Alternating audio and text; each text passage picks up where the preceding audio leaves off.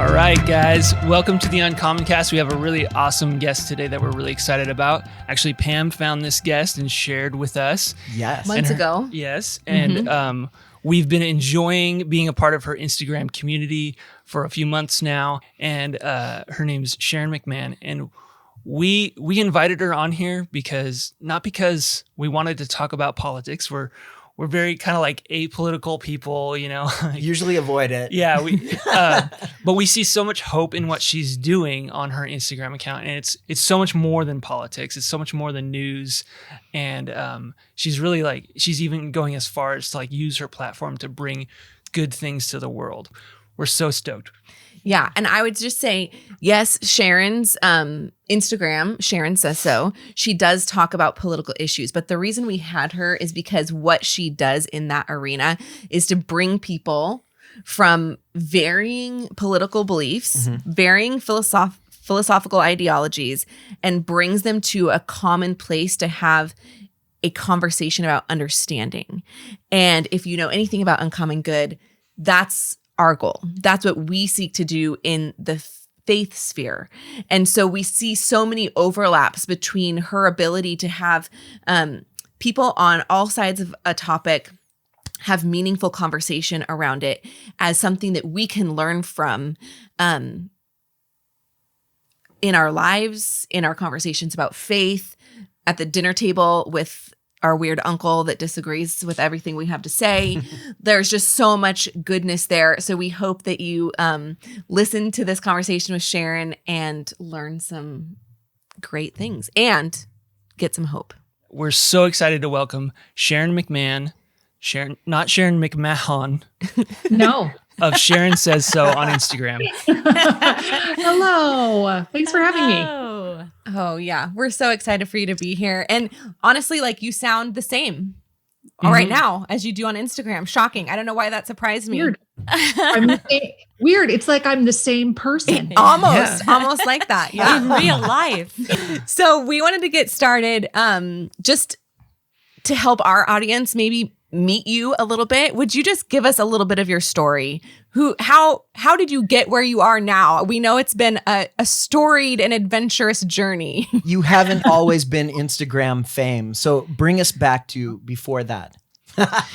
In a nutshell, I am a longtime government and law teacher. So that's what I did a lot of my adult life. I've been an entrepreneur, owned several businesses. And shortly before the 2020 election, I started noticing, a lot of things online that just were not based in fact. And I just started making some little short explainer videos that were nonpartisan. They were not encouraging you to vote for one party or another. It was just like, hey, here's how the Electoral College actually works. Things like that. So I just started doing little videos like, what do you guys want to hear about this week?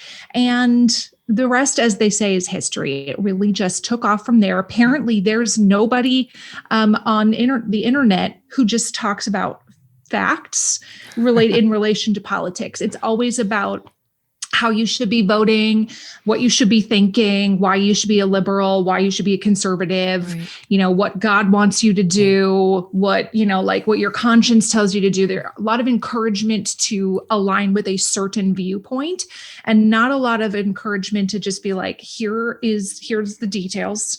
And now you have some education and you can form an educated opinion. Yeah. It's hard to make up an empty mind. Mm-hmm. So that was just really how it started. I just wanted to make some little videos that I could use in a classroom. Mm-hmm. Why do you think that touched such a nerve? I think there's a lot of weariness surrounding politics, a lot of burnout, a lot of overwhelm, a lot of anxiety from both ends of the political spectrum. Mm-hmm. My husband, Chris, and I are both very interested in politics. He has a PhD in political science. So, it's a very natural, easy topic for us to discuss. And we do it every day. And there have been times when we have looked at each other and been like, I am so tired of hearing about this. And we have said, if Sharon and Chris McMahon are worn out Like people whose education and interest in this topic is like up here, and most people's interest is down here. If we're worn out, I just can't even imagine how weary so many other millions of Americans are. And so I think there's a weariness of being that inundation, constant inundation with like, what is happening today? Like what bombshells have exploded today? And just it's almost like I liken it to just like a little raft in the ocean that you can kind of swim to and hold on to and catch your breath. Exactly. That's kind of what I hope to be for people is like, you can swim over here and hang on for as long as you need, rest for a little while, and then you can go back to, swimming or whatever it is you want to do next. Mm-hmm. Or not. Yeah. Or not. Or be like, I'm done. Thank you for your service and I appreciate it and goodbye. So I found you right at election. I mean, right in that in-between week between November 3rd and 6th, I think. And truly, I mean, it sounds comical, but like I don't watch the news anymore. It has completely helped that anxious ridden, even if you didn't know that you were full of anxiety, like the tension that would build up where you would just, log on to social media and see, and not know, is this truth? Is this, or why is this person so angry? Or why are they saying this? And now I don't get out of bed in the morning until I go through all your slides, drink my coffee, calms my day. Which is great because you're in Minnesota. So you've already, you're already at like 20 dashes by the time we wake up over here. You get a full load and then ready to start my day. It makes me happy to hear though, that it actually makes a difference for people. That makes having meaningful work is important to all humans. And so to know that it actually is meaningful to somebody, I'm not just talking about the weather or, let's talk about earrings today. I love earrings, but that can't be your whole life's mission. Right. You know what I mean? Like to know that somebody has meaningful work and that it does make an impact that helps me. Yeah. Well, and similarly, but different than Pam, I would say because of the arena surrounding politics, I just wanted nothing to do with it. And so I chose ignorance. Or just like bowing out, like, thanks, I'm good. And finding the lessons that you teach has really educated me to be able to like speak intelligently about a topic, without the anxiety, which I think is just so valuable right now. Thank you. I'm so glad. I'm so glad that helps you. Yes. Yeah. And for me, like when Pam shared it, I was immediately like, this is what I'm needing, because I've felt politically homeless for a long time. And looking at what certain corners of the internet and certain ways that the right and left are talking about things, I look at both sides and I'm like, that can't be right. No, that doesn't sound like it's true. That doesn't reflect the reality that I know. And so being able to like hear facts and just have this solid foundation is very grounding and calming for me. So one of the reasons why I think so many of us, myself included, avoid the politics, avoid the stances, avoid sifting through channels for facts is because they are divisive, right? That's what people are fighting over. You can be attacked for wearing a mask, right, at some point, or attacked for not wearing it.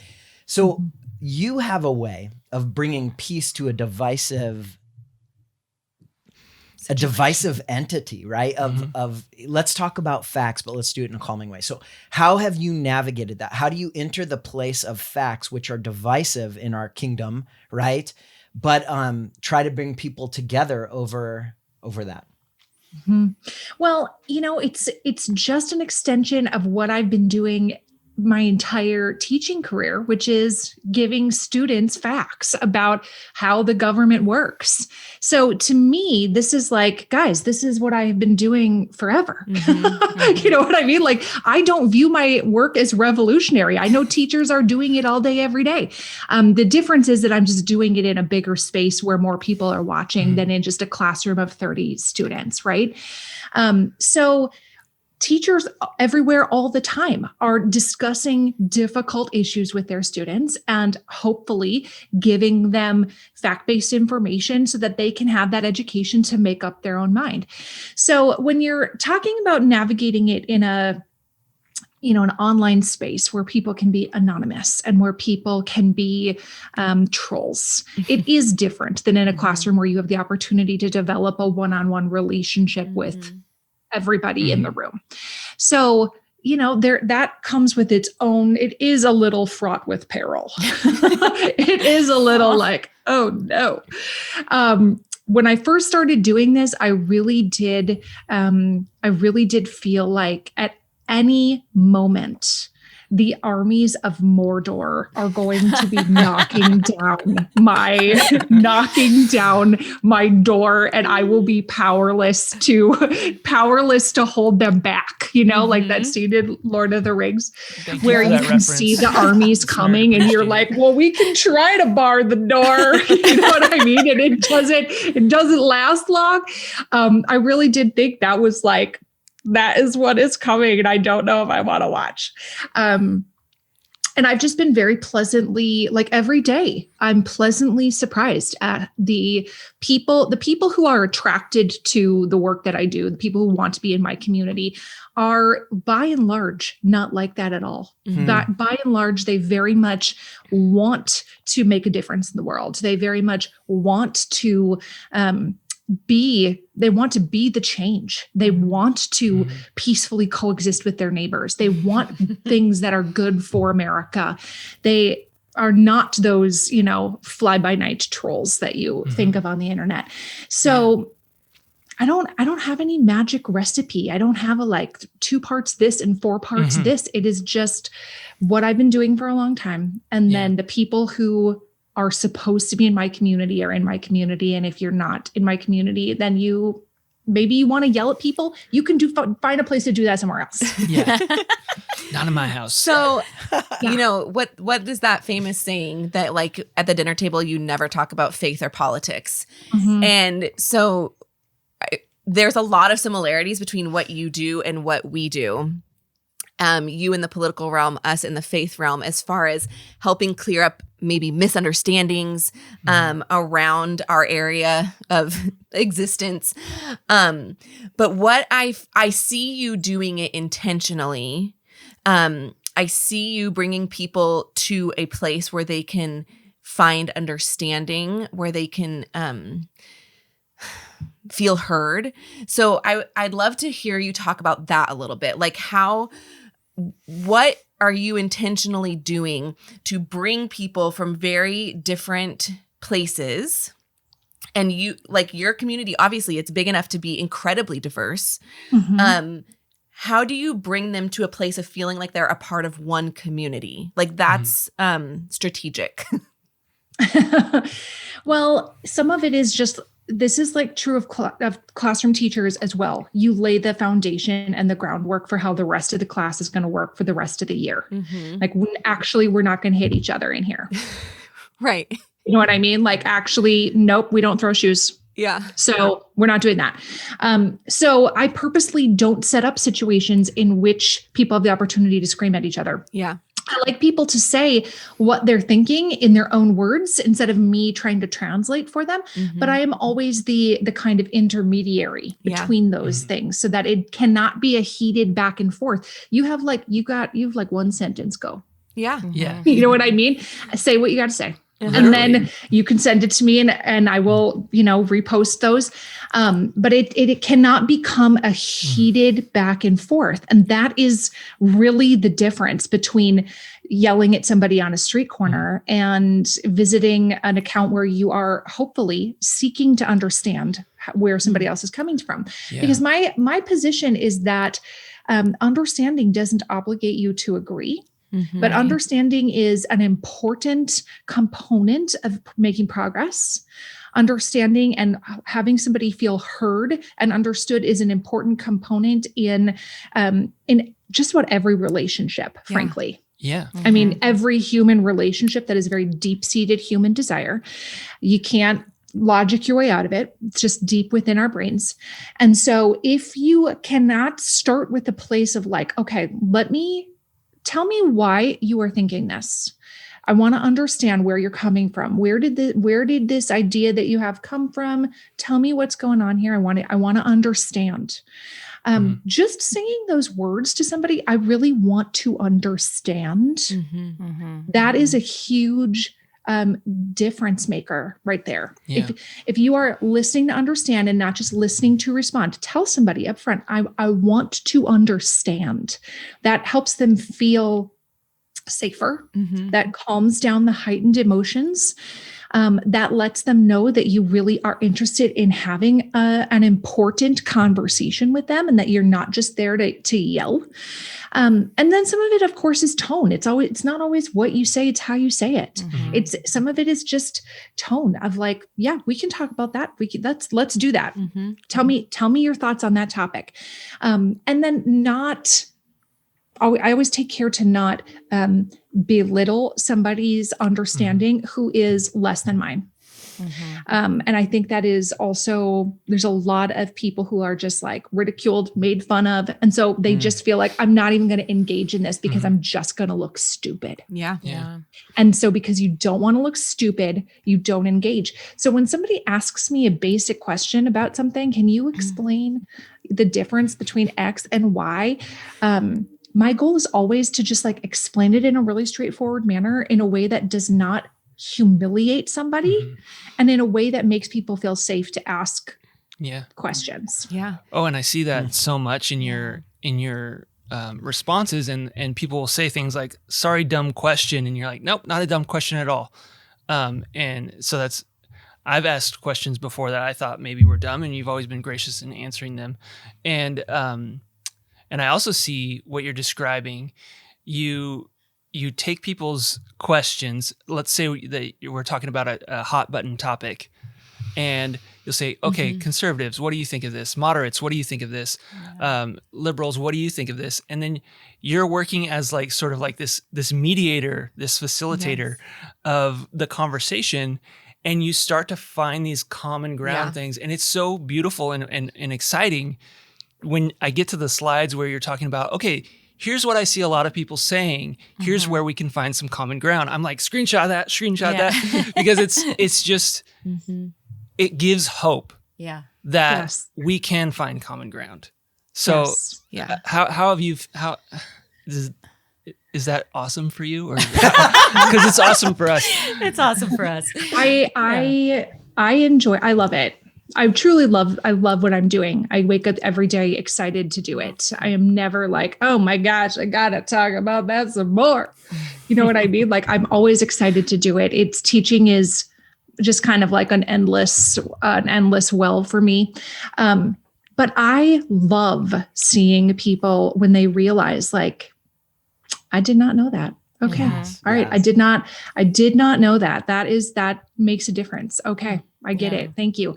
When people see that like their assumptions about what a liberal might believe or their assumptions about what a conservative might believe, those assumptions are often quite wrong.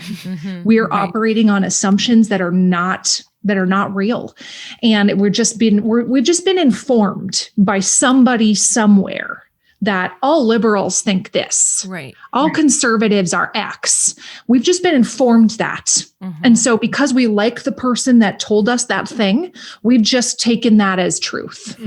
And when people realize that like, we actually all want quality healthcare for American people, that is like, to some people, it's like mind blowing. Like, I didn't realize that almost all Americans want that. I didn't realize that almost all Americans just want like a fair criminal justice system that operates without bias, like on both sides, overwhelmingly, both sides. We want that. We've come to understand that somehow only one side wants fairness and the other side just wants to imprison everyone. Right. And you know what I mean? And that's whatever side is not our side. Yeah, exactly. Right. The side that's not our side is evil. Right. You know, like we really have come to a place of viewing our own position as the man on the white horse and the other side as the evil that must be combated. The orc army. Yeah, that's right. Wow. 100%. Give people a link to Lord of the Rings so that they can get all this. And I find, that's something that we talk about a lot at Uncommon Good, because we find, we are in a situation that has been decades in the making where we mostly spend time and talk with people that are mostly like us. And so what happens is we hear our own biases validated. We hear our own viewpoints echoed back at us. And then we are able to generate caricatures about anybody that is not like us, because I actually don't know anybody that isn't like that, right? That isn't like me. I don't know anybody that fits in XYZ category. Yeah. And so it's really easy to make broad sweeping assumptions about huge groups of people if I actually don't know an individual in that group. Yeah. Caricature is a great word for it. We create caricatures in our own mind of what a group is like. Yeah. And so what we seek to do, and I see you also trying to do, is in Instagram, it's faceless, but for us, it is putting a face to a person that believes differently about you and then teaching you how to have a conversation. And we actually find that it's somewhat of a lost art. Like, come and sit at a table and talk with people about something that maybe you believe differently about. But then watching relationships develop between people who were very different philosophically on all sorts of things is why we keep doing what we're doing. Yeah. I love that. I agree with you that we have moved to a position of if you do not meet the following criteria, if the criteria that I have decided of must believe X, must believe Y, must believe Z, must believe A, if you don't meet that criteria, then I'm sorry, we can't interact. Right. And then I can't even listen to you. We can't interact at all. No. I will hear nothing of what you have to say. I will block you.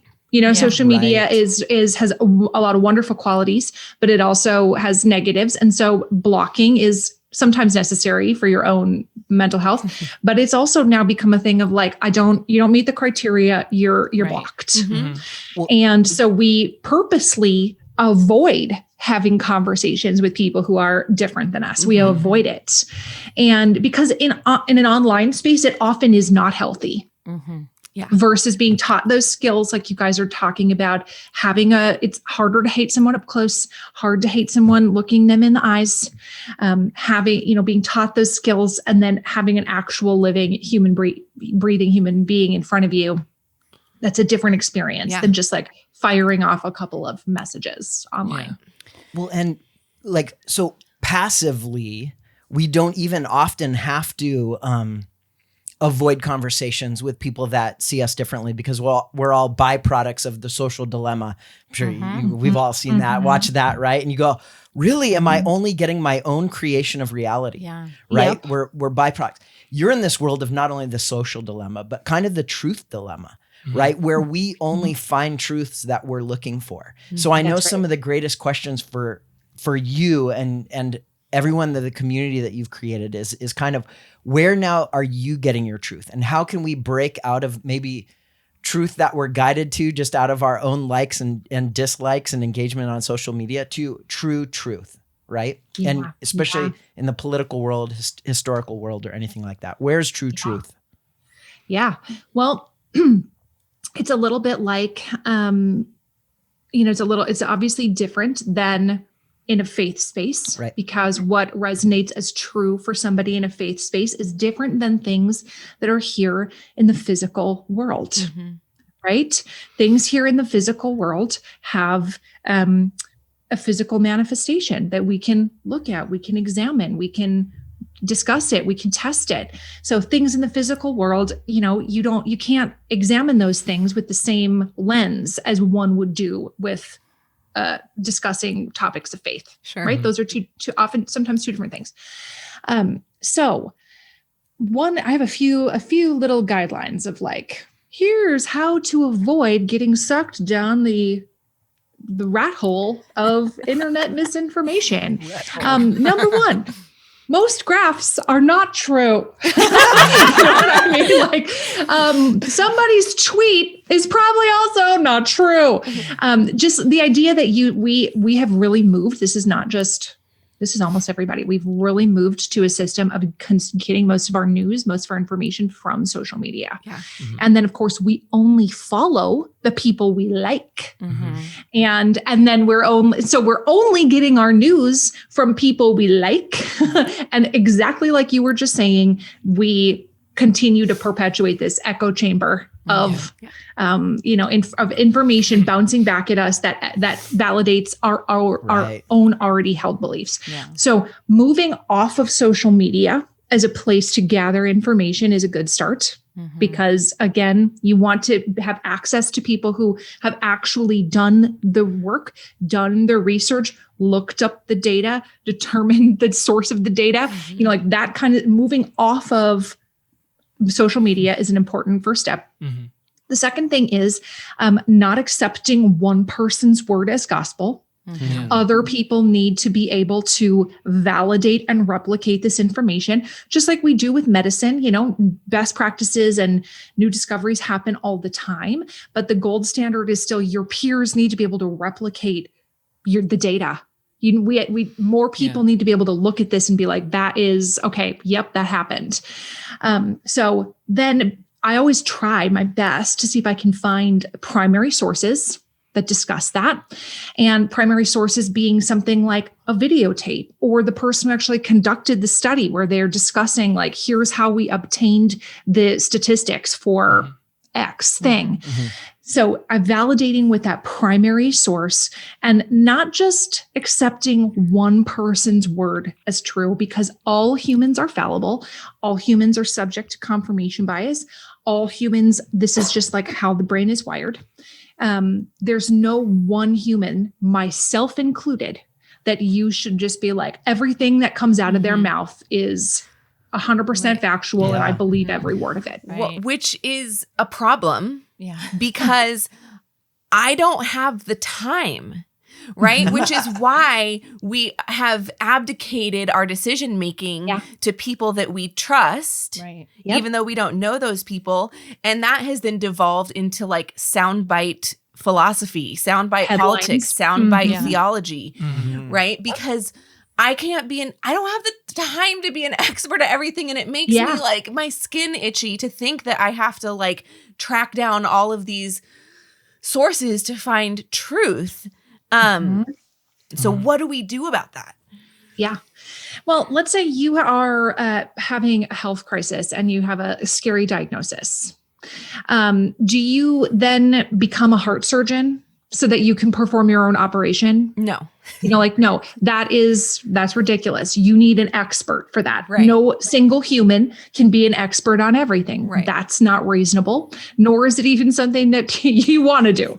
So finding a team of people that can guide you on that, difficult health crisis and putting your faith in them to a certain extent. Obviously, you have to use your own judgment, your own mind to say, like, this seems right to me. I'm going to go with that. You have to make up your own mind about it.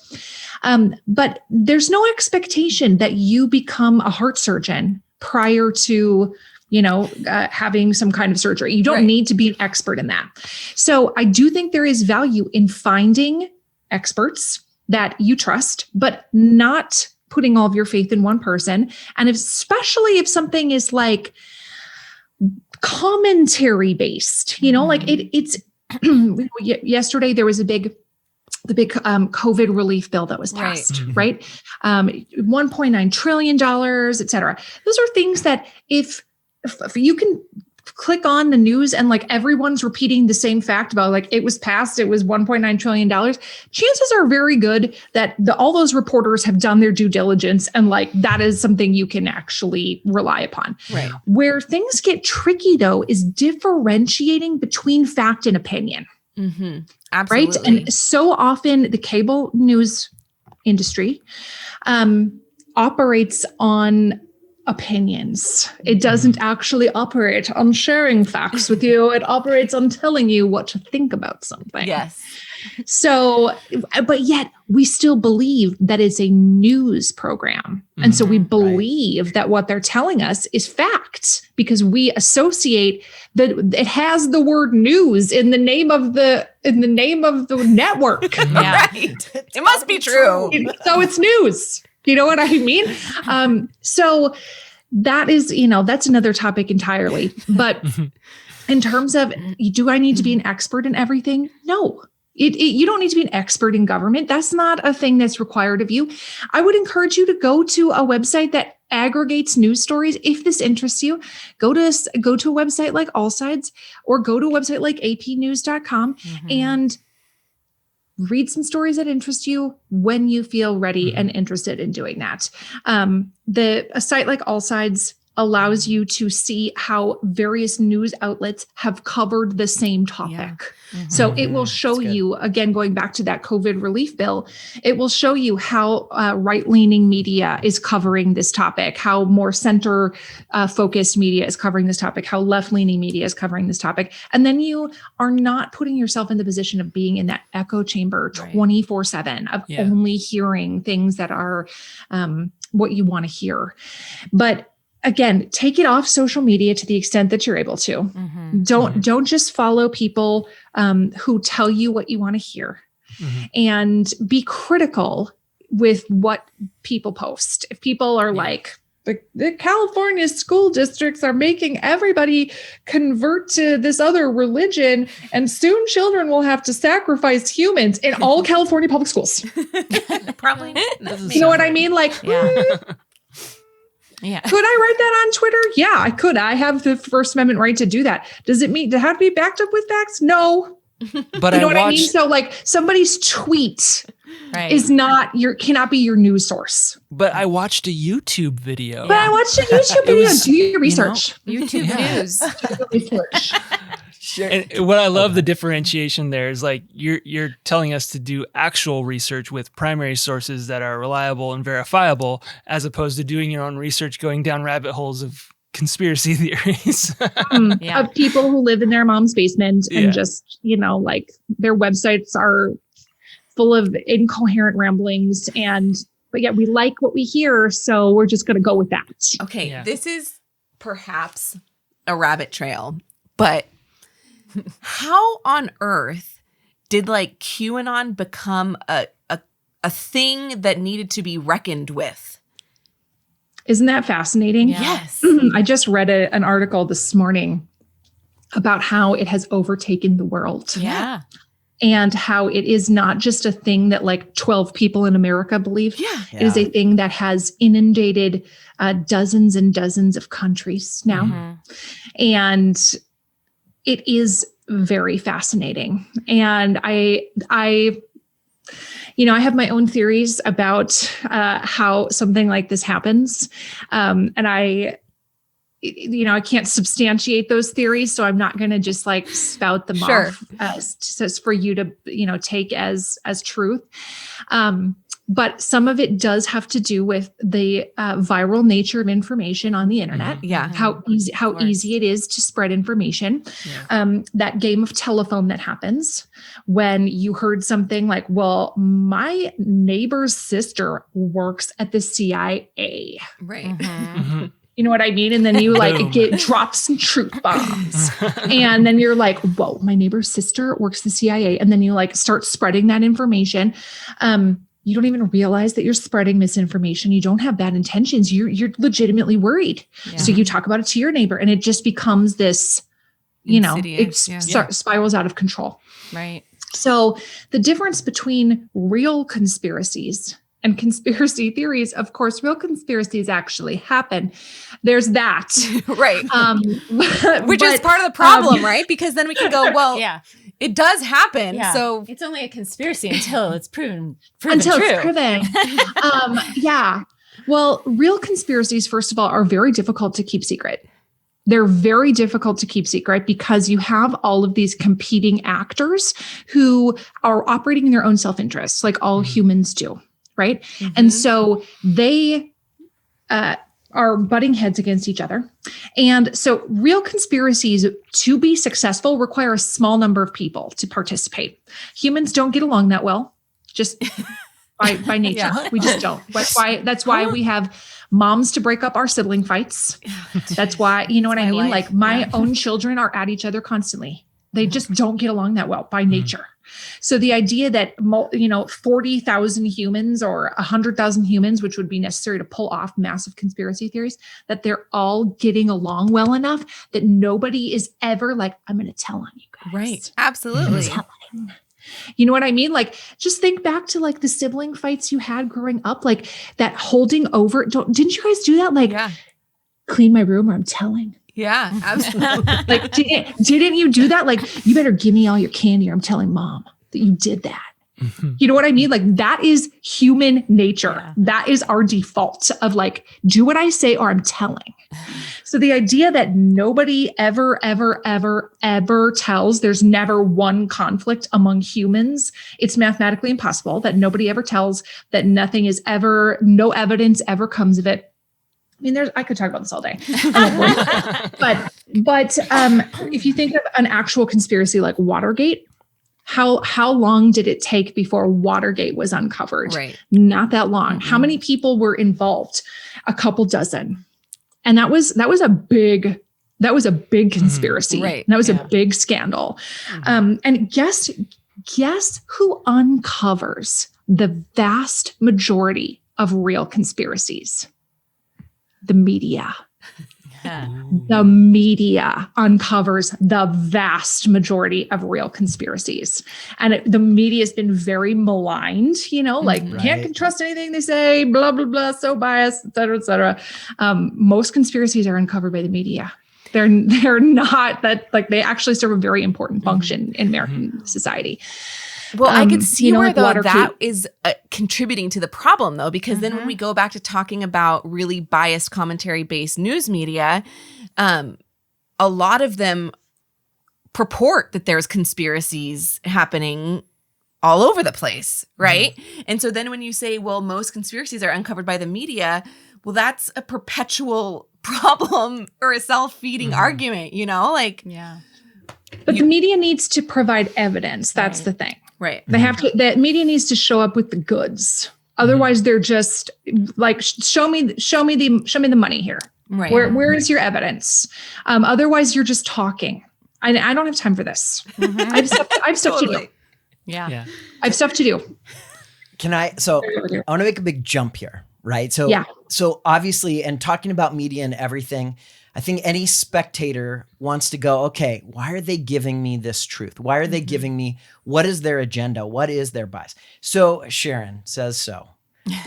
What is your agenda behind bringing facts to polarized places in our world? Because there's a thing behind the thing for you. There's the heart of what drives you every morning to do this. What is your agenda? Yeah, that's a great question. I love that question. I can't say that I have one agenda where it's like every single thing must run through this lens, but there are a few of them. One of them is one that I already mentioned, that you can't make up an empty mind. And too often, I feel like a lot of the problems we have in America are people making up empty minds and clinging desperately to the position that they have staked without any real understanding of why they believe that. And until you can say, here is why I believe this. Here is my evidence for believing this. This is what feels true to me and right to me. And here is why. Until you can say that, you don't have a full picture of, the issue. Yeah. So that's part of it. Some of it is that I want to help at least, like, let's start moving this ball down the field here, you guys. Yeah. I don't even like sports, but that analogy makes sense in my mind. You know what I mean? Some ball on some field. We're just trying to move it. Yeah, I don't care what ball it is. We're just on some surface. Let's start moving this to go from point A to point B. We can't just stand here in this pit of mud and yell at each other. Like somebody needs to pick this ball up and start moving with it. And right now we are in such a quagmire of partisanship that we're making no progress on anything that will truly make a difference to the vast majority of Americans, because we're more interested in winning than we are in what people need, what in the things that will help them. We're more interested in being like, well, I did not compromise on the minimum wage, so I won. Right. You know what I mean? Yeah. And in actuality, you won nothing. You won zero. You don't even get a participation medal. What did you do? Nothing. So that's part of it for me too, of like this. Like, I'm not saying I need to be the one to run with the ball. I'm just saying, like, I want to just like, can I pass this to you? And can you start like going that direction with it or something? Yeah. You know, like I don't need to be the person to cross the finish line, but I at least want to try to help get us out of this mud pit of this. Just all we do is sling mud at each other and scream at each other and go nowhere and do nothing. Yeah. So I see, one, you're behind the heart of education is a desire for unity and progress. Absolutely. But here's another like reveal of your heart is you and your community, because of your leadership, jumped on meeting true needs of medical expenses and things like that. Can you tell us a little bit about that? Because that is a reflection of Sharon's heart to actually do something with this community that we have. That's so kind. So to make a long story short, back in December, I was getting ready to hit 50,000 followers and just was like, it would be fun if we gave away some money via Venmo. And I just, in my mind, thought people could send me like 50 cents via Venmo or something like that. And I would get like $1,000 and I'd leave like a really cool tip at somebody's restaurant. You know what I mean? Yeah. Like that's what I thought would happen. In my mind, I was like, whoa, what if I got $5,000? What would I do with $5,000? Like that seemed like an incredible amount of money to be able to just give away. What good would you do? Yeah. And within a couple of weeks, people had sent me $125,000 just via Venmo for absolutely no reason. I mean, there was a reason, but strangers to me. And so I spent a good chunk of the month of December giving this money away to people who needed it.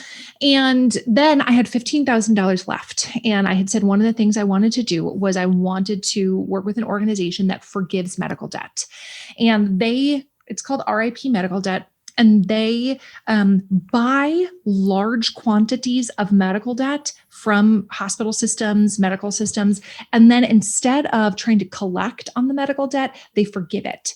And so because they buy such large quantities at a time, like hundreds of thousands or millions of dollars at a time, they get huge discounts on it.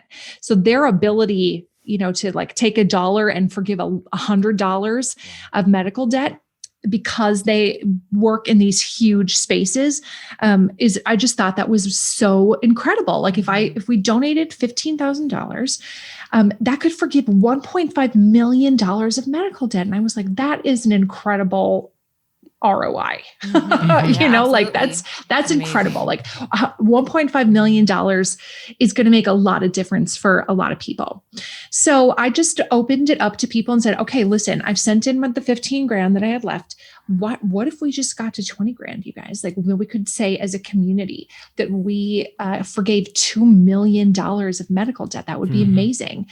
And within 5 days, people had donated $566,000, which will forgive over $56 million in medical debt. And that absolutely blows my mind. That it is like kind of miraculous, frankly, that all I did was like, what if we did this? It was a spectacle to behold. Yeah, it really was. I was refreshing continuously, like looking at my phone. Oh my gosh, it's up to this. And you toppled Stephen Colbert's record, right? Take that, all you nighttime TV hosts. It was awesome. Well, what does that teach us, though, about diverse people's desire to come around a meaningful what's the word that I'm looking for? Cause. Cause, yeah. Like that I think speaks volumes about the story that we tell ourselves, that we are so divided and that there is no common ground. To see something like that happen in a community that is diverse, where obviously everybody was able to rally around a central cause. Like that right there gives hope, right? Right. Yeah. And it says that all of those people who contributed, the average donation was probably $10.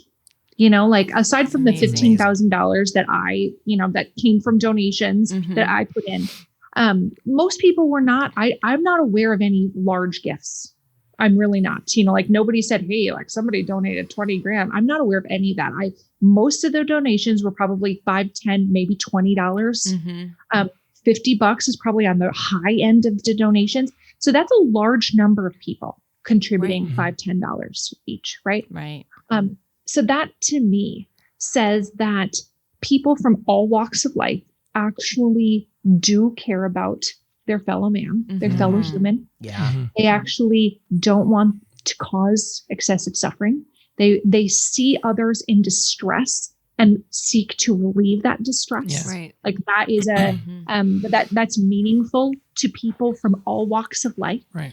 So I think it is hope giving in that we cannot characterize one group of people as being people worth listening to, and this other group over here is just full of Nazis. You know what I mean? That people from a variety of backgrounds all looked at the situation and were like, these people need help. Let's do something about it. And I think the other thing that teaches us is that we are the raw materials of miracles. You know, it is the average. It's the person that feels like they have very little to bring to the table, but when we all come to the table, suddenly miraculous things are able to happen. It's not some outside source that donated all of this huge chunk of money. It was just a whole lot of really normal people that were like, yeah, I'll show up. Yep, absolutely. I'm willing to be part of the change. Right. I can't be the whole change. I can't fix the whole thing, but I can give you $10. And I got so many messages from people who were like, I really appreciate the opportunity to feel like my small contribution makes a difference for people. Right. Yes. A lot of times if you give $5 to a massive international organization, which many of which do fantastic work, but you don't feel like that $5 is really like, what is this going to do? Right. You know what I mean? Whereas if in a situation like this, we know with that little progress needle, you can see your $5 go, like every little teeny bit helps. And I love the idea this is one of the things that the internet is amazing for. Right. It's crowdsourcing things that are making a difference in the world. I love being able to help other people feel that feeling. The philanthropy and giving money away is something that I've always said, like, if I could do one thing, I would love to be rich enough to just be like Oprah or Ellen and just give copious amounts of money away. Yeah. Like I love it so much. And to just give people that little teeny hope to cling to, I think in some small way can help them maybe change their outlook. Like I don't need to do everything, but I can do something. Can I say to, can you talk about Texas? And not Texas seceding, because you've talked about that too, but with the hardships that people were facing in Texas with the winter storms. Like Google spreadsheet. I feel like what you're talking about played out really well without you doing much. Like the community kind of just Did it themselves. ran with it and said, you just said, here's a spreadsheet. Fill it in. If you have a need, fill it in. If you have some money to give to that need, go find that person's Venmo and Venmo them some money.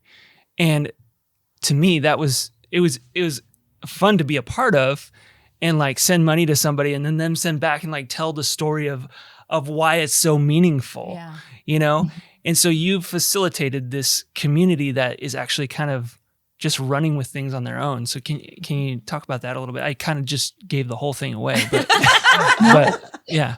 That it's just such a great, and I want to say that at the last tally, something like $50,000 had been given away, just like from person to person, like with no pass through. I didn't collect any of it. It was literally just like, I see your need and I have $10, and instead of getting Starbucks, I'm going to help you. Yeah.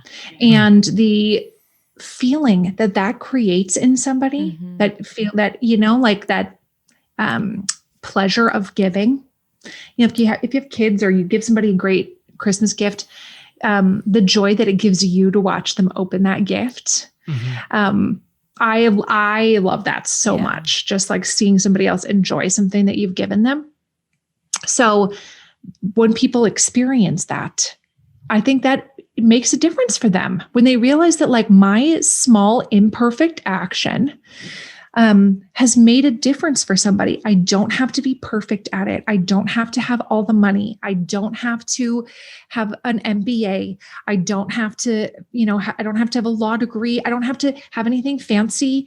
I just need a little app on my phone, and I can imperfectly be a small part of the change. And the more people we can help create that feeling for, that mindset for, again, going back to my sports analogy, the farther we can start moving that ball down the field. Yeah. Right. You are an amazing bridge builder. And we've talked about that and how appreciated it is. And one, quick thing I just wanted to say about your listening to understand. And one of the things I see happen, and it feels a little bit more strategic than I ever realized, but there'll be a hot button topic. Liberals, how do you feel about this? Conservatives, how do you feel about this? Lots of commentary, and then a beautiful whale singing a song. And then I'm like, oh, it's so magical. And it's just, I think that's very helpful in wow, we all are humans on this planet and we do want good things. So it's really great. Thank you. And most people are nature lovers, right? Yeah. Most people love animals, and we keep animals in our houses and whatever. Like most people like at least something about nature. And there's a lot of scientific studies that talk about the impact nature has on the human psyche. Yeah. And there is just something about it that is like, it's a pressure release. Yeah. It really is. It's a pressure release. It brings back down to earth, right? It does. And I also, one of the who knows why I like whales? I don't know. They're cool. Yeah. I have loved them since I was a child. But one of the things that watching, live streams of eagle cams and like mama whales swimming with their babies always brings up for me is that nature is unconcerned. Yeah, totally. With all of our dealings and wheelings and webs of lies and, all the things that humans concoct. Right. Yeah. All of these things all these problems that we have literally invented for ourselves. Yeah, right. We made these problems in many cases on purpose. You know what I mean? We made all these problems, and nature is unconcerned. Not that they're not ever impacted by humans. That's not what I'm saying. But like the mother bald eagle sitting on her eggs, she does not give a flying fig about who the president is. Right. She does not care about the minimum wage. No. She does, she does not care about any of the human invented problems that we have made for ourselves. She is just doing her job, what she is, programmed to do. And that to me is always very centering. Absolutely. To be like, you know what? This argument is not the be all and end all in this world. Right. Yeah. And so it reminds me of something that you said, something that we've actually talked about too. And this is kind of where we would want to close it out and let you go, because we know you got to go soon. Yep. But you've talked about how like we've been in worse places before. We've been in, harder times as humanity, and Earth has been around for a while, and all these kind of things that tell us that we're going to be okay. So can you talk about that a little bit more? And like, how can we have hope knowing that the future is actually going to be okay? Yeah. Well, I think understanding the past helps us have a clearer picture of where we are now. And when you look at what humans have endured, much of it is far worse than what we are going through right now. I see the amount of anxiety and depression and mental health challenges that people are having today, which are very, very real. No doubt about that. And I think there's a lot of despair, people feeling like this is the worst it has ever been. Right. And in reality, if you learn about history, you see that this actually is much, much, much better than it has been in the past. Now you have the ability, like if you're sick, now you have at least a hope of getting better. Now, if your child has a fever in the middle of the night, there's something you can do about it.